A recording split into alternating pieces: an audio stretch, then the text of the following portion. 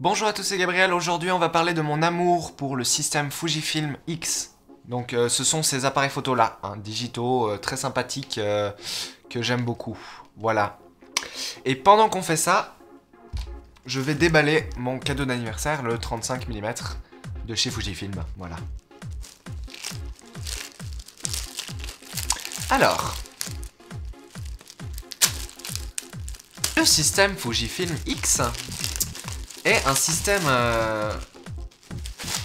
d'appareils photo, enfin c'est une série d'appareils photo hybrides de chez Fujifilm qui ont comme point commun d'avoir un capteur APS-C. Après il y a différentes formes, il y a un peu de tout, hein. Il y a des petits appareils pas chers, il y a des gros appareils très chers, mais ils sont tous basés sur la même monture d'objectif, la monture X, et ils sont tous basés sur ce capteur APS-C. Alors, les plus bas de gamme, ils ont un capteur différent, et les hauts de gamme, ils ont un capteur... Enfin, il y a deux gammes de capteurs, normalement. Donc, le premier appareil photo que j'ai eu de cette série, c'est le XE1, qui est le premier appareil de la série, c'est le X Pro 1, et ensuite, on a eu le XE1. La différence entre le X Pro 1 et le XE1, c'est basiquement le viseur. Et en fait, en utilisant ce XE1, je me suis rendu compte que je m'amusais plus que quand j'utilisais mon Canon 5D à l'époque. Et du coup, j'ai vendu mon Canon 5D dans le but de passer à Fujifilm. C'est un peu présenté l'occasion en fait de ne pas vendre le 5D mais de l'échanger contre un Sony A7R.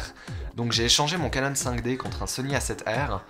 Et en fait, en me disant que le Sony c'était un hybride aussi, et que ça allait ressembler au Fuji, etc. Pas du tout. Et le Sony A7R en fait ne m'a pas plu. C'était pas du tout un appareil avec lequel j'appréciais la photographie. Et du coup, je l'ai revendu pour passer à Fujifilm cette fois. J'ai perdu pas mal d'argent dans cette histoire, mais c'est pas grave. Maintenant j'ai mon Fuji. Mon Fuji qui est donc celui-ci, c'est le X Pro 2. Pourquoi j'ai choisi ce Fuji là ? À cause du viseur. Donc en fait ce qui me plaît c'est que le viseur est sur le côté, voilà, il n'est pas au centre, vous voyez, il est là, hein, pas ici, comme sur un réflexe, il est sur le bord, et ça fait que c'est très confortable avec votre nez. Et ensuite le viseur qu'on a ici en fait c'est un viseur hybride typiquement Fujifilm, je crois qu'il n'y a personne d'autre sur le marché qui fait des viseurs comme ça. C'est en fait un viseur optique, lorsque vous pressez sur cette touche là, devient viseur numérique. Oh, il a plus de batterie, c'est bien. Voilà, je l'ai mis en charge. Une des autres particularités de ce système Fujifilm, et c'est ce qui m'a fait un peu tomber amoureux avec, c'est que les réglages sont en fait directement accessibles. Donc quand vous prenez l'appareil en fait, il n'y a pas de roulette des modes avec le paysage, le portrait, le contre-jour, HDR, automatique, etc. Il n'y a pas cette roulette de mode en fait. La seule chose que vous avez, c'est que vous avez une molette de vitesse ici, une molette de diaphragme ici. Et pour les ISO, il suffit de faire comme ça et ça change les ISO. Donc c'est assez génial parce qu'en fait ça veut dire que c'est vous qui réglez l'appareil. L'appareil il est tout le temps en mode manuel. Si vous voulez faire un automatisme, c'est très simple. Imaginons qu'on veut être en priorité diaphragme. Ça veut dire qu'on veut définir son diaphragme manuellement mais qu'on veut une vitesse automatique. Il suffit de tourner la roulette vitesse sur le A. Et maintenant la vitesse est automatique et le diaphragme reste manuel. Et si vous voulez que le diaphragme soit automatique aussi, il suffit hop, de le mettre sur A. Et maintenant vous avez un appareil qui est 100% automatique. C'est assez génial parce que c'est très intuitif et ça vous rapproche vraiment de la photographie comme on la faisait à l'époque. Avant l'invention de tous ces gadgets qu'on a sur les Canon, sur les Nikon, etc. Tous ces trucs inutiles, le portrait, le paysage, tous ces machins qui servent pas à grand chose parce qu'on comprend pas exactement ce qu'ils font et ils vous permettent pas de vous créer réellement votre image. Ici c'est vous qui créez l'image et en fait c'est très pratique parce que pour les débutants c'est très bien, c'est mode portrait, c'est mode paysage, c'est mode contre-jour, etc. Mais pour quelqu'un qui veut expérimenter un peu la photo, qui veut créer de l'image, qui veut créer son propre style et tout, il va probablement passer son temps en manuel ou éventuellement en priorité vitesse, priorité diaphragme, voire en mode programme, donc c'est le presque automatique, mais où vous avez quand même la possibilité de régler les réglages. Régler les réglages, c'est bien ça. Moi en tout cas je passe, avant les autres appareils que j'ai eu, j'étais tout le temps en manuel ou éventuellement en priorité diaphragme. Ce qui veut dire que je pouvais choisir ma profondeur de champ et l'appareil choisissait la vitesse, mais j'avais quand même la possibilité de voir la vitesse et de savoir si c'était adéquat ou pas, puisque je connais quelle vitesse fonctionne pour quel sujet, c'est quelque chose qu'on apprend à force de faire de la photo. Et du coup, en fait, tous les autres modes sur mes appareils, ils servaient à rien. J'utilisais que le mode manuel ou le mode priorité diaphragme. Et bien ici, ça n'existe pas. De toute façon, c'est du manuel ou éventuellement j'ai qu'à mettre ma vitesse sur automatique. Et à ce moment-là, j'ai mon priorité diaphragme que j'aime bien pour voyager ou pour ne pas se poser trop de questions. Et ça, c'est génial. C'est quelque chose d'absolument magnifique que Fujifilm nous a fait là. C'est, si je ne m'abuse, pratiquement les seuls qui font ça. J'ai vu qu'il y avait le Panasonic LX100 qui avait ce même système de réglage, mais le LX100 n'est plus en vente maintenant, donc je sais pas s'il y en a d'autres. Il y a les Leica, bien sûr, les Leica M utilisent ce même système. Leica M, c'est encore plus poussé parce que vous avez la mise au point qui est manuelle uniquement. Là, on a quand même un autofocus. L'autre chose que j'adore avec ce système Fujifilm, et qui est très différent de ce que fait Sony, Canon et Nikon, c'est qu'ils ont qu'une seule gamme de capteurs, ils ont que des APS-C. Ils n'ont pas de full frame, ils n'ont pas de plein format, ils ont que des APS-C. Et ça veut dire que tous leurs objectifs, dans leur gamme d'objectifs, qui est une très bonne gamme d'objectifs, parce que non seulement il y a beaucoup de choix, mais en plus tout est bon pratiquement, alors que chez Canon il y a du bon et du moins bon, hein, et si vous prenez des trucs vraiment pas chers chez Canon ce sera pas bon, si vous prenez des trucs vraiment chers ce sera bien. Là chez Fujifilm, il n'y a qu'une seule gamme, tout est de bonne qualité. Par contre, tout est assez cher. Hein. Par exemple, le 35 mm, celui-ci, là, il coûte 500 $ à peu près, 500 €. Alors que, genre, celui de Nikon, il coûte 200 €. Voilà.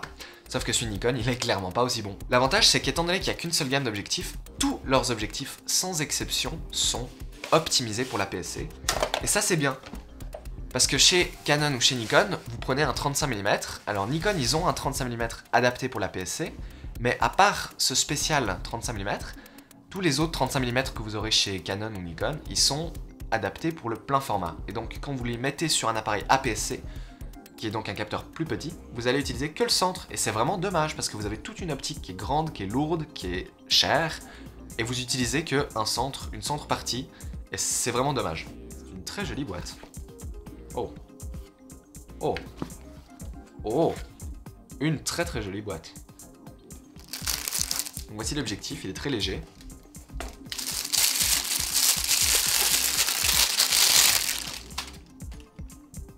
Voilà.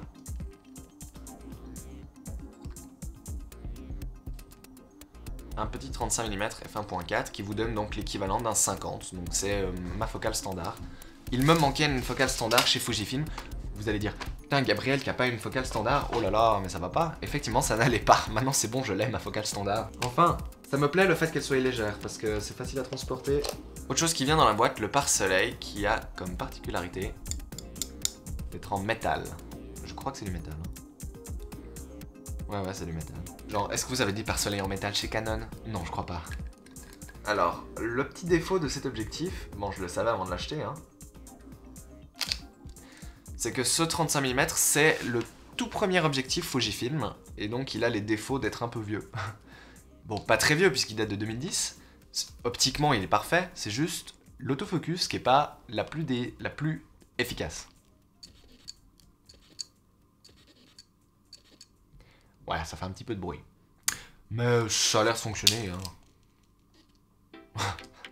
Ça fonctionne très bien. Ah, je suis content d'avoir enfin une focale standard, dis donc, ça me fait plaisir. Bon, il me reste plus qu'une seule minute sur ma carte mémoire. 59 secondes 58. Du coup, je voulais terminer cette vidéo, mais je veux surtout dire que, voilà, le système Fujifilm, c'est des réglages simples, c'est des appareils qui sont optimisés et de qualité, c'est des appareils qui coûtent pas trop cher, mais qui sont, bon, c'est quand même de la bonne gamme, mais c'est de la qualité, hein, ces appareils-là, je veux dire, c'est de la qualité ces trucs. C'est des optiques toujours bien optimisées, toujours bien fonctionnelles et qui coûtent pas trop cher, et c'est une superbe communauté. Genre, typiquement, quand Fujifilm, ils ont sorti le tout dernier X-E3, ils ont inauguré la vidéo 4K et tout le monde était là, waouh, je veux le X3 pour la vidéo 4K. Et ils ont dit, vous avez un X Pro 2, c'est pas grave, on va vous faire une mise à jour et vous aurez la vidéo 4K aussi. Donc maintenant j'ai de la vidéo 4K là-dessus, alors que cet appareil est sorti il y a déjà plus d'une année. Voilà, et ça c'est génial avec Fujifilm. Allez, 5, 4, 3, 2, 1, stockage plein.